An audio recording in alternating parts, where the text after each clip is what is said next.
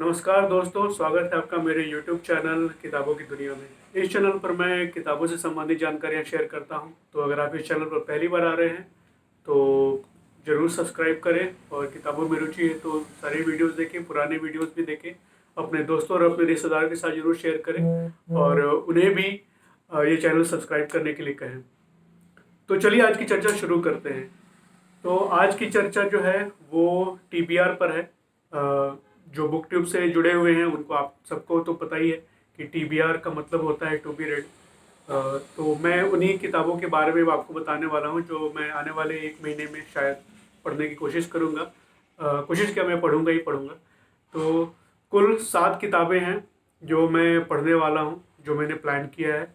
और ये मैंने प्लान किया है कि दिवाली से पहले इनको पढ़ सकूं और इनका जो रिव्यू है आपके साथ साझा कर सकूं।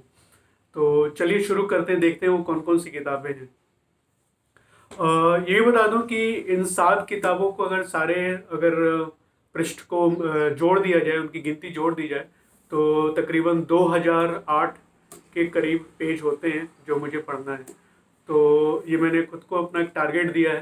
तो ये मैंने इसलिए दिया है ताकि मैं जल्दी से जल्दी किताबों को पढूं और देखूं कि मैं कितने अच्छे तरीके से पढ़ पाता हूं कम समय में। किताबों को अच्छे से पढ़ना है, जल्दी जल्दी नहीं पढ़ना है। तो सबसे पहले जो किताब है वो है ये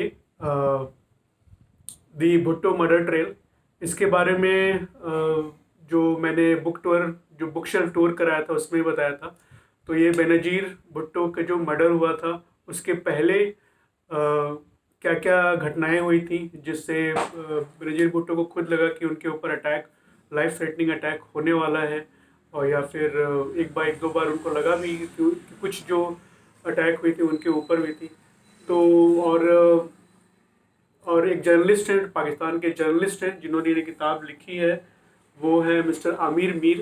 तो उनके और भुट्टो के बीच में क्या बात है और भी कुछ जो सूत्र मिले उसके आधार पर यह किताब है।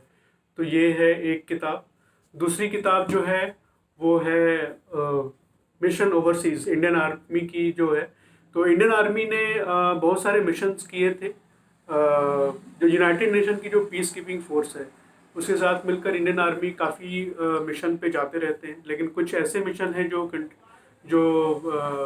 इंडिया ने खुद डिसीजन लिया था। तो ये उनके बारे में है, जो 3 ऑपरेशंस थे, ऑपरेशन कैक्टस, ऑपरेशन खुकरी और ऑपरेशन पवन। तो ये उनके बारे में एक संक्षिप्त सी किताब है। एक चीज़ मैं कहना चाहूँगा, जो इसमें मैंने शुरुआत में जो मैंने पढ़ा है कि ये उसके ऊपर ये इंडियन आर्मी की ऑफिशियल कोई डिस्क्लोजर नहीं है कि ऐसी ऐसी घटनाएं हुई थी, ये ऑपरेशन हुए थे। ये इन्होंने जो लिखा है सुशांत सिंह जी ने। तो ये एक पहले आर्मी में थे, फिर बाद में जर्नलिस्ट हो गए। तो इनकी जो अपनी पहचान थी आर्मी में, उन लोगों जो लोग वो ऑपरेशन में इन्वॉल्व थे उनके साथ मिलकर उन्होंने कुछ जानकारियाँ इकट्ठा की है और उसके आधार पर एक ऑपरेशंस के बारे में लिखा है। तो ये इनकी अपनी रिसर्च के आधार पर है।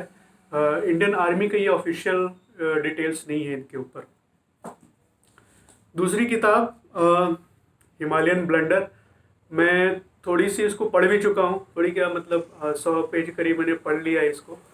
तो ये है जब चाइना ने पहली बार हमला किया था इंडिया के ऊपर, तो उस समय पर इंडियन आर्मी में जो ऊंचे पद पे लोग बैठे थे और जो भारत के जो राजनीतिक थे, जो उस समय मिनिस्टर थे, डिफेंस मिनिस्टर, उन लोगों ने क्या क्या गलत डिसीजन लिया, किस तरह से चाइना को कम आका इसकी वजह से उन्हें हार का सामना पड़ा, उसके बारे में एक जो खुद एक उस पोस्ट को संभाल रहे थे वहाँ पर, तो उनका ये है वृत्तांत है। तो ये उसके बारे में है। उसके बाद जो किताब आती है वो है साकेत। ये मैथिली शरण गुप्त जी की लिखी हुई है।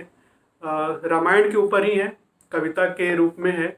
और लेकिन इस किताब की जो सबसे बड़ी बात है, जो मुख्य बात है, वो ये है कि इसमें उन्होंने उर्मिला का जो दर्द था उसके बारे में काफ़ी अच्छे से बताया है कि जब वनवास हुआ तो लक्ष्मण, राम और सीता तीनों चले गए। और उर्मिला की शिकायत ये थी, सीता भले ही वनवास में हो लेकिन फिर भी वो अपने पति के साथ थी। लेकिन वो तो अपने पति के साथ नहीं है, और भरत शत्रुघ्न की जो पत्नियां हैं वो तो है वहीं पर राजमहल में ही। तो उसे अपना पीड़ा ज़्यादा लगा, तो उस पीड़ा को और उस दर्द को और उस भाव को उन्होंने इसमें काफ़ी अच्छे से बताया है। तो ये एक किताब है। फिर हम आते हैं अगली किताब की तरफ। ये है अरे यायावर, या रहेगा याद। ये एक गे की लिखी हुई यात्रा वृत्तांत है। थोड़ा सा मैंने पढ़ा है। ये या इसके बाद इस किताब की सबसे अच्छी बात यह है, अच्छा सी खास बात यह है कि ये इन्होंने जो यात्राएं की हैं वो आज़ादी के पहले से भी वो यात्रा करते रहे थे। तो कई सारे जगह हैं, कई सारे नाम हैं जो शायद शायद आज के समय में वो बदल गए हों, या फिर जैसा पहले दिखते थे वैसा ना हो। तो ये काफ़ी रुचिकर है, काफ़ी अच्छी लग रही है मुझे। फिर जो किताब है वो है श्रेष्ठ हास्य कथाएं। ये मैंने काफ़ी पढ़ लिया और ये बहुत अच्छी किताब है। अगर आप हंसना चाहते हो और तो इसमें बहुत ही अच्छी, मतलब इसमें कहानियों का संकलन किया गया है। तो कई सारे जो लेखक हैं, जो व्यंग्य लेखक हैं, उनकी जो हास्य कथाएं हैं उनको एक साथ रखा है। ये अच्छी किताब है। फिर अ, ये आती है किताब बीइंग डिफरेंट, जो राजीव मल्होत्रा जी ने लिखी है। इस किताब के बारे में मैंने ये पहले मेरे पास मेरे एक दोस्त की एक कॉपी थी। थोड़ी सी मैंने पढ़ी थी, मुझे काफ़ी अच्छी लगी और उसको वापस चाहिए तो मैंने वापस दे दी। फिर अपनी किताब कॉपी भी मंगा ली है। तो अब मैं इसे आराम से पढ़ूंगा और इसको आने वाले 1 महीने में ही पढ़ूंगा। कौन पहले, तो ये सारी किताबें हैं जो मैं पढ़ना चाहता हूँ, और कौन सी किताब पहले पढ़ूंगा या फिर साथ साथ पढ़ूंगा या कैसे पढ़ूंगा, इसका मैंने अभी तक कुछ निर्णय नहीं लिया है। लेकिन ये है कि आने वाले 1 महीने के अंदर इन सारी किताबों को पढ़ूंगा मैं, और इनके में जो भी लिखा हुआ आपके साथ भी साझा करूंगा। अगर आप मुझसे पहले, अगर आप ये किताबें पढ़ रहे हो या पढ़ना चाहते हो तो ज़रूर पढ़ें और बताएं कि क्या है इन किताबों में। और देखते हैं ये पूरा होता है कि नहीं। मुझे तो आशा है कि मैं पूरा कर लूँगा। और आप सब बने रहिए मेरे साथ, और तब तक मैं फिर मिलूँगा एक नए वीडियो में, एक नई चर्चा या फिर एक नई समीक्षा के साथ। और ज़्यादा से ज़्यादा ये बता दूं कि 1-2 किताबें हैं जो मैंने पढ़ ली हैं, जिनकी समीक्षा मैं आने वाले कुछ वीडियो में मैं पोस्ट करने वाला हूं। जैसे एक है श्री कृष्ण अपने अंतिम दिनों में, और गुलजार की लिखी हुई एक कविताओं का संकलन 15/5/75। तो ये 2 किताबें हैं जो शायद पहले आए, इनसे पहले आए।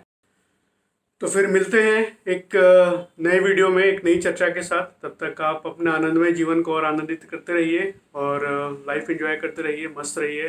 Bye bye.